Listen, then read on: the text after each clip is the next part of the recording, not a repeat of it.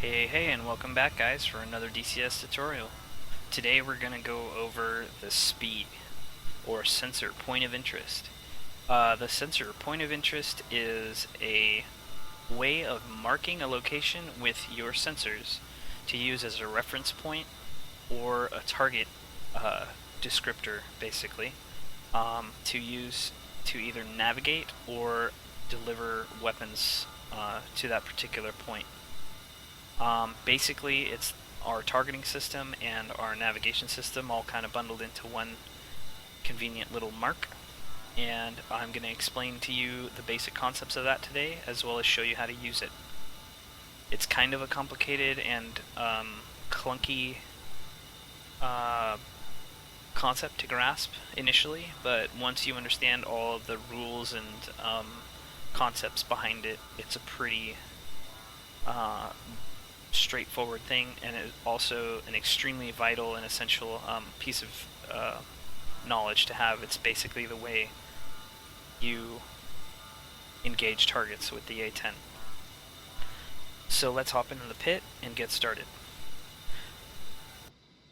Alright, so we've just taken off from Mozdok. We're climbing out to get a little altitude, and we're going to start exploring the countryside, and I'm going to tell you about how to use the SPI and how to use your sensors to mark a SPI, and what you can do with it and its basic principles. So to start off, the SPI, or a sensor point of interest, again is a mark in space that you can manually set with any of your sensors, so your HUD or whatever active sensor you have on one of your MFDs, like the targeting pod or the TAD or the Maverick Seeker head. Basically, it's akin to locking on to a target with radar, although instead of using radar, because the A-10 has no radar, it's using geographic coordinates, so a latitude and a longitude and an elevation. So the basic concept with the SPI is that it is always around, it's always somewhere. By default, the SPI is locked to whatever your currently active steer point is. So for example, and I'll use the TAD to illustrate this because it's the best way to do it, if we set our TAD as soy and zoom out a little bit so we can see our flight plan, you'll see that currently we're flying east out of Mozdok, and our initial position, or zero steer point, is behind us about 20 nautical miles.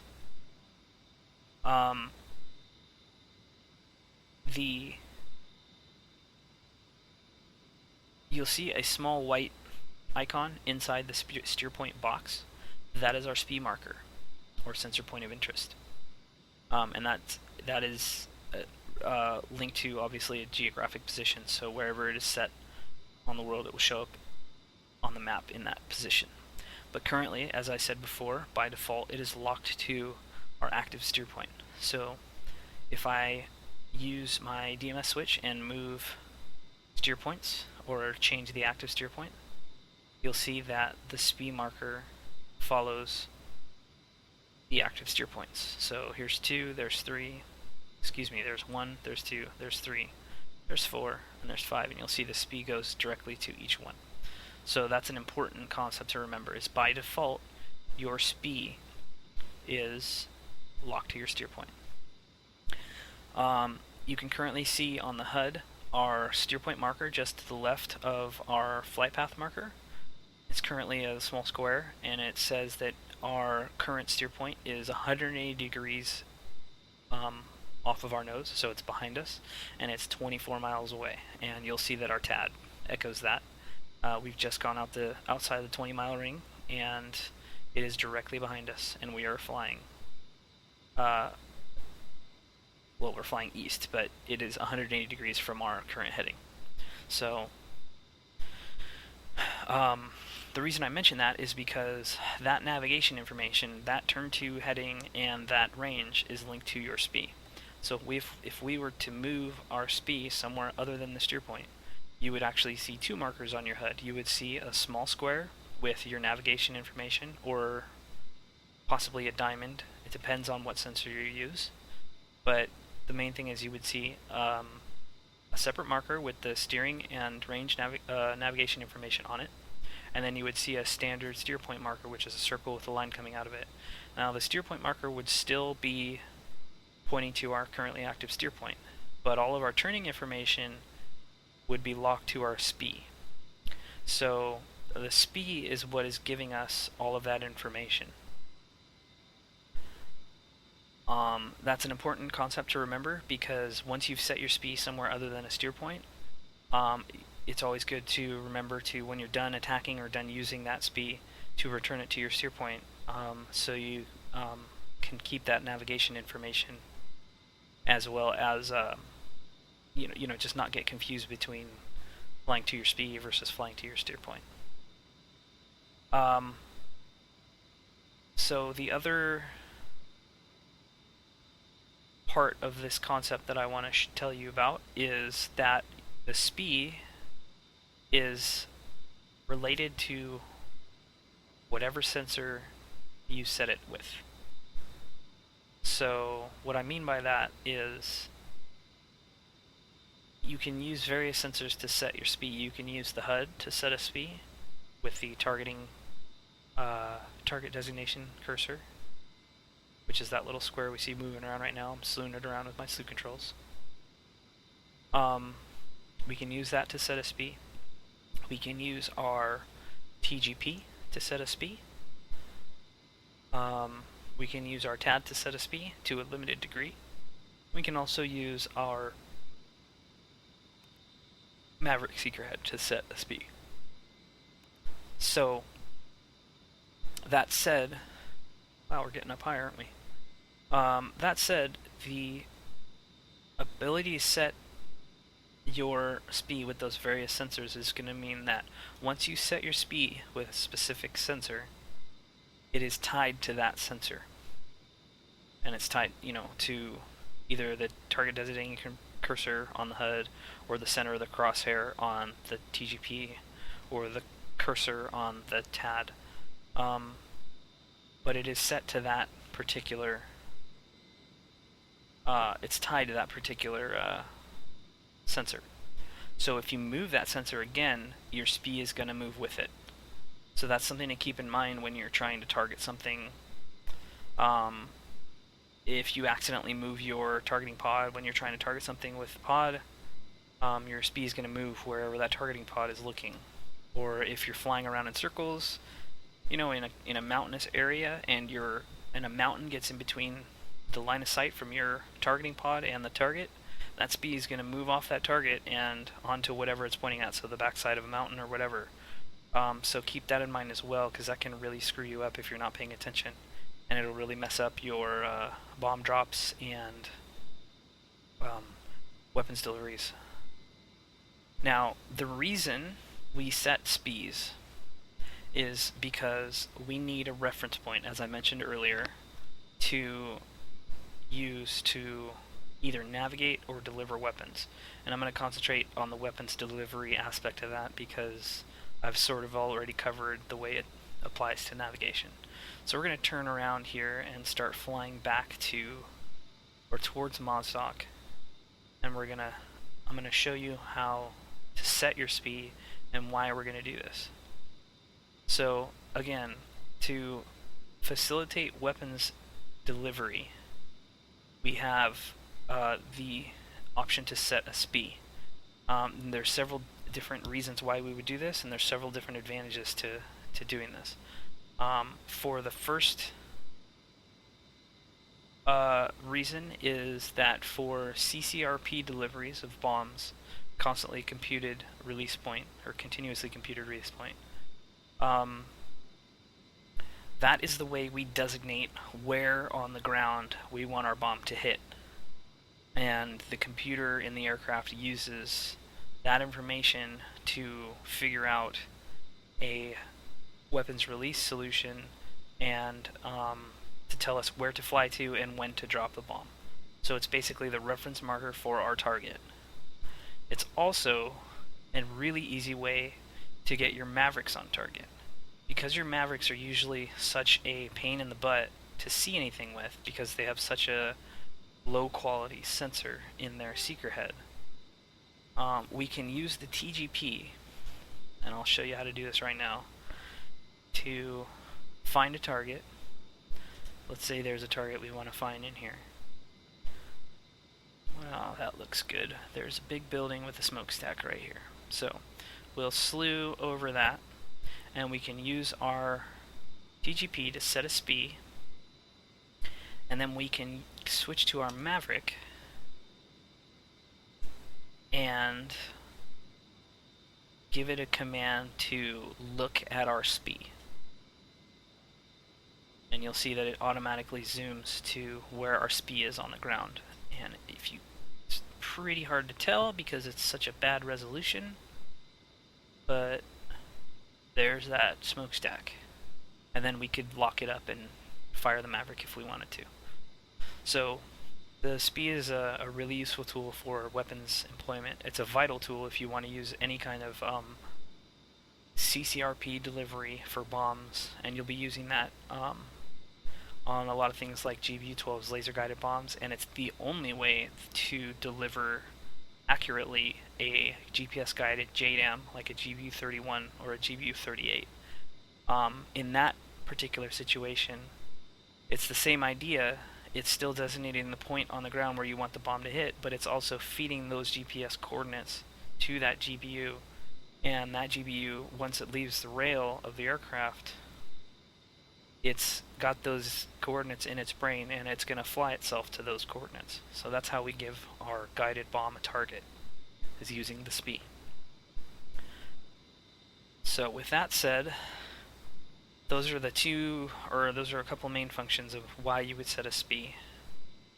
It's also a really nice way to keep your eyeballs on a target if you're using it for gun runs. Like, say I wanted to do a gun run on that little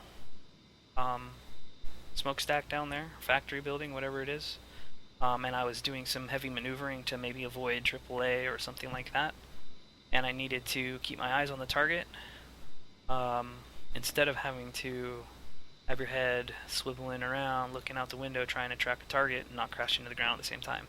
You can set your SPI on the target you want to hit, and then I'll turn off heading so you can see the SPI you'll see is set on the HUD right now, just to the left of the center of the HUD. It's not that square down there, that's my steer point marker. It's that little diamond with the line coming out of it. That's our SPI. So you'll see that when I turn off heading here, you'll see it'll go off the HUD there. And it is now showing on the left side of our HUD. So we're now 20 degrees offset to the right, and the SPI is 16 miles away.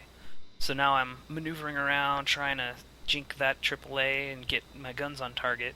So instead of having to try and stay padlocked while I'm flipping the jet around in the air, my SPI is set on that target. So I can just fly my plane to point at that SPI, switch to guns mode here, arm the gun so we get a crosshair, fly my plane, find that SPI in my HUD. There it is, right in front of me. We'll get into a guns position here. We're way too far out to use guns, but this would be the idea, is you could get your guns cursor over it, and you know you're on target, and then you can zoom in or whatever and visually identify and engage. That's another easy way to use your SPI. So now I'm going to talk about the actual mechanics and the switchology of setting up your SPI. So we're gonna offset a little bit, and I think I'm gonna use that smokestack because it's nice and recognizable. So let's send everything back to default.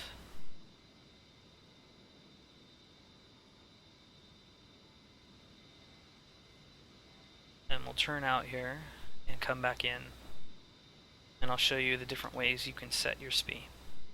So like I said, you can set your SPI with most different sensors. You can set it with the TGP, like you saw me do just now. You can set it with the HUD, again using that target designation cursor that I'm moving around on the HUD right now. You can set it with the Maverick Seeker head, and you can set it to a limited extent with the TAD. The TAD, the only time you're going to be using it to set your SPI is if you're sent some kind of data from a wingman or a JTAC, and they'll give you a marker on the TAD, and that you can scroll your TAD cursor over and set your SPI on that. But for this, I'm just going to show you how to do it with the HUD and the TGP. So first we're going to do it with the TGP, and I've totally lost where that smokestack is. I think he's down right in there. Let's see how good I am with it. So we'll turn back in towards our intended target here. And this is a good idea, a good way to do it if you just want to get eyes on a general area. So we'll fly towards that guy there, that town down there. And now I'm going to slew, I make sure my HUD is set as sensor of interest, and then I'm going to slew my target designation cursor down over where I think that little guy is down there. So I'm going to zoom in a little bit and get it where I want it. You'll see that it's ground stabilized, so it stays where I put it. And then to set your SPI, so it's important, is TMS, Target Management Switch, up long. So you push it for half a second, you'll see the lines come out of it.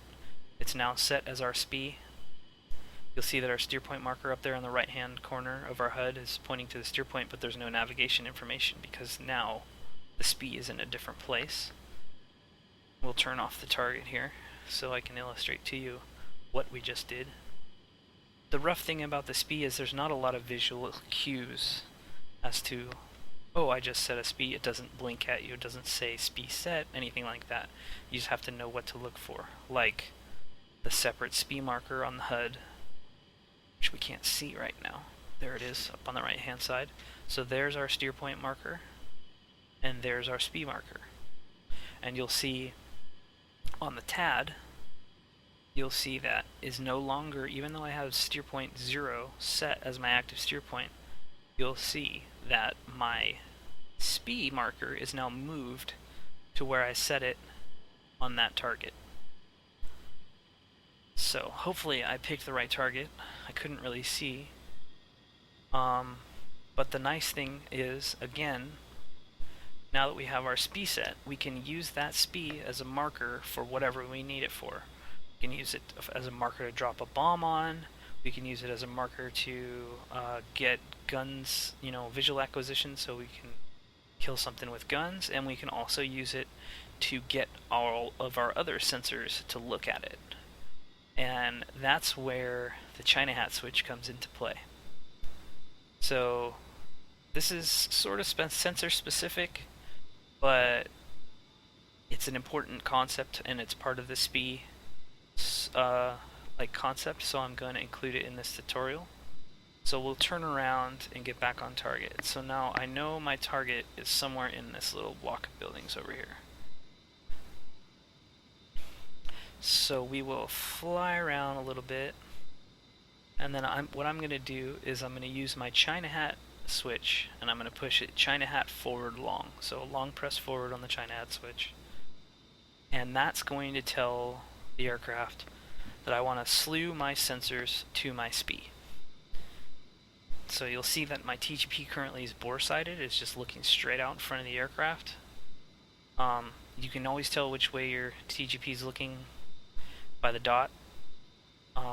If you picture the crosshair as a top-down view of the aircraft, and a clock face around it, you'll see like the 12 o'clock position is straight out ahead, the 3 o'clock position would be off to the right, the 9 o'clock position would be off to the left, and etc., etc. And the closer it is to the center of the crosshair, the higher the angle down it is looking. So when it's stretched out way out to the outside of the screen like it is here, it means it's looking way out in the distance. And if it's very close to the center of the crosshair, that means it's looking almost straight down. So hopefully that makes sense. So we'll turn back into the target now. We won't turn exactly on heading, but we'll turn close to it. And I'm going to tell my computer it's to slew all sensors to my SPI. You see that we have the turn indication to the SPI is 10 degrees, 6.1 miles. And I'm going to tell it right now, slew sensors to SPI, and you'll see my TGP zap to my SPI location. So this is China Hat forward long. And that is slew all sensors, so it works with any sensor as soy.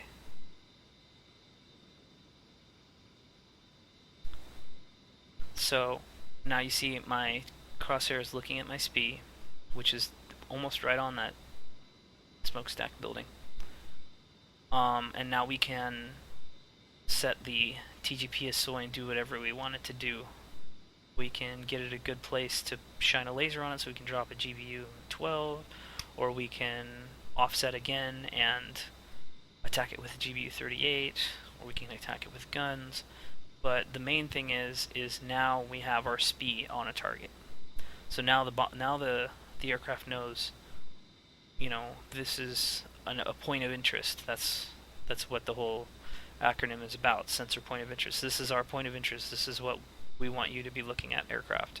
So, you know, this is going to be the location we're going to use to drop a bomb or fire a missile or something like that. So that's the basics of setting a SPI and what a SPI does. There's really not much else to it. The rest of the stuff is kind of just specific to the sensor. But I just realized I didn't touch too much on the controls for the SPI itself, so I probably should go over that. Like I said, to set your SPI is with whatever sensor, it doesn't matter. Any sensor you're using to set your SPI is TMS up long. So a half second or longer press on TMS up. And remember that you need to have that particular sensor set as sensor of interest to set your SPI. So you have to have your HUD set as sensor of interest to use your HUD to set a SPI. You have to have your TGP set as sensor of interest to set your SPI with the TGP, and etc., etc. Now, the other thing that I want to remind you is that it is slaved to whatever sensor we set it at. So remember, we set our SPI earlier with the HUD, and you'll see that it indicates that it was set with the HUD because it's got the little SPI marker there on the top of our dash, or on top of our HUD here, right here. And you'll see it has the little HUD cursor indicator on it. So if we were to go and set our HUD as soy and move that cursor around, I'm not going to do it, but we would to move that cursor around, that SPI would move with that cursor wherever we moved it. So let's say we were setting it with our TGP. So let's pretend we don't have a SPI set, or actually I'll reset my SPI to my steer point. So now it's gone. You'll see it's back on the steer point.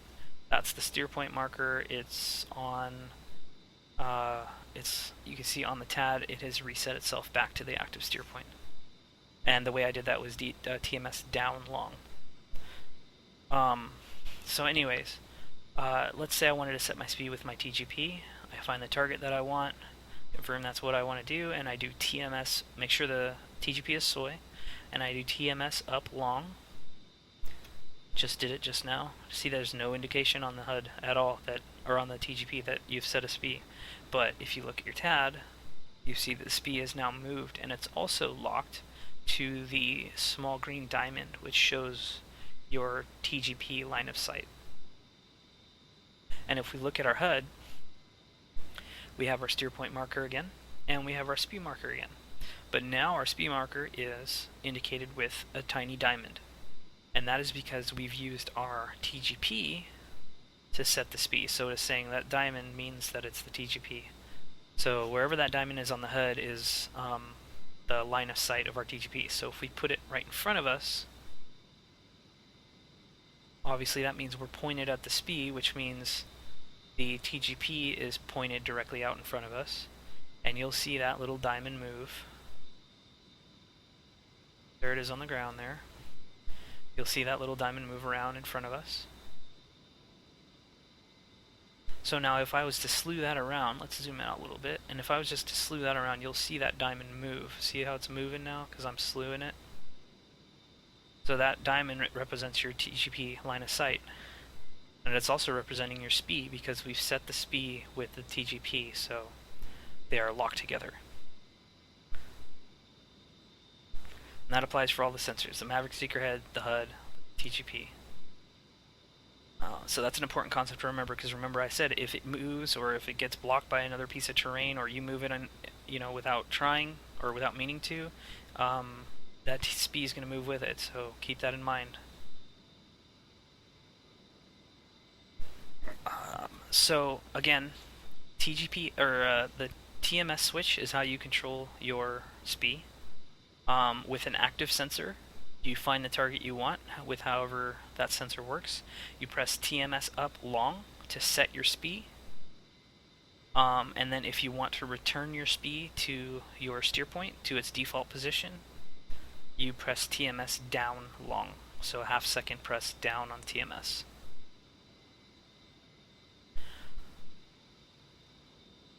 And you'll see that I just did that on the TAD, and now it's back to steer point 1. So that about covers the SPI. I hope that has made it clear what the SPI is and how it works. There's a few more little nuances to it, but if you go in and you play around with it, you'll get the idea of kind of how it works and what its limitations are and what you need to know. But hopefully I did a fairly decent job of explaining it to you, and I didn't confuse you too much. If you do have any questions or you need me to expand upon a particular piece of information, feel free to comment in the comment section. I'll try and answer every question that I see. If you like the videos, tell me what you think. Click the like button, leave a comment. I'd love to hear your feedback, what I can add, what I could take away from this. And subscribe to the channel. Let me know that you're enjoying these videos, because I'll definitely make more. So again, that was a SPI tutorial. Hopefully I explained it well to you, and hopefully you'll be back for more. So until then, you guys fly safe, fly fun, try not to die, kill lots of tanks, and I'll see you guys in the next video.